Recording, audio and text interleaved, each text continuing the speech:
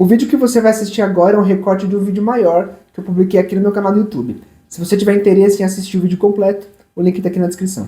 Uma situação muito comum para quem mora fora do país, né, e com certeza já passou por isso, é quando dois brasileiros se encontram e o fato dos dois serem brasileiros importa para que uma amizade ali aconteça pelo menos por um momento. Assim. Eu lembro de duas situações que aconteceram comigo, que aconteceram justamente isso. Assim. Uma delas foi na fábrica da Heineken, em Amsterdã.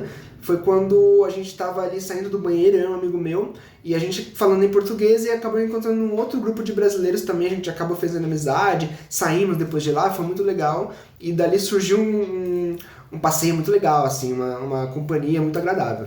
E o segundo momento foi quando eu acabei cortando o dedo em casa, e eu fui passar na farmácia para fazer um curativo, né, para resolver aquela situação ali, e um dos clientes da farmácia que estava do meu lado era brasileiro também. Então, quando a gente entendeu que os dois eram brasileiros, né, a gente começou a falar inglês ali naquele momento, mas quando os dois entenderam que era brasileiro, a gente acabou conversando e se ajudando, e foi muito legal também. São dois momentos que eu lembro que exemplificam bastante isso.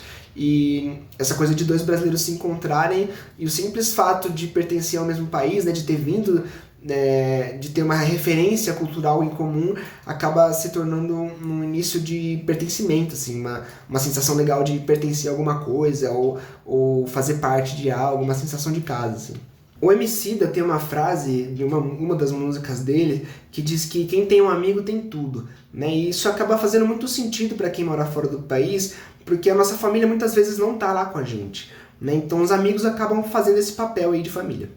Nesse período de transição entre um país e outro, né, em que a gente não é mais do que a gente era no Brasil, mas a gente também não pertence a esse novo lugar ainda 100%, é como se a nossa percepção sobre nós mesmos, né, a percepção que a gente tem sobre a nossa própria identidade, acaba ficando fragmentada, né, acaba mudando ao longo do tempo.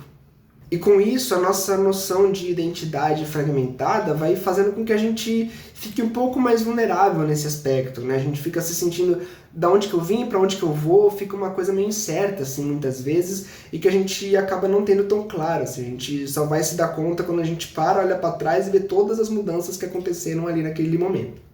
E é justamente nesse ponto que a identidade coletiva vem para preencher um certo vazio ali, para tapar um certo buraco do que a gente é, assim, nessa dúvida que a gente tem sobre a nossa personalidade, a nossa identidade, né? A identidade coletiva, como um grupo de brasileiros, né? Muitas vezes acaba tornando isso muito possível, assim, trazendo essa noção de identidade, o que a gente é, pelo menos enquanto grupo. E para facilitar aqui a compreensão dessa identidade coletiva, eu trouxe um conceito aqui que eu gostaria de ler para vocês. Ele diz o seguinte: a identidade coletiva é um processo de constituição dos laços sociais por meio da identificação dos sujeitos a elementos simbólicos e culturais que são compartilhados. Essa identidade não é considerada uma unidade estável, mas é algo que está em constante transformação e negociação, e envolve tanto os aspectos conscientes quanto os aspectos inconscientes ou irracionais. A identificação, o processo de identificação, é fundamental para essa constituição, para esse processo, porque ele sustenta os mecanismos que permitem ao sujeito se inserir socialmente e culturalmente, superando conflitos internos, e formando um sentimento de pertencimento a um determinado grupo ou a vários determinados grupos.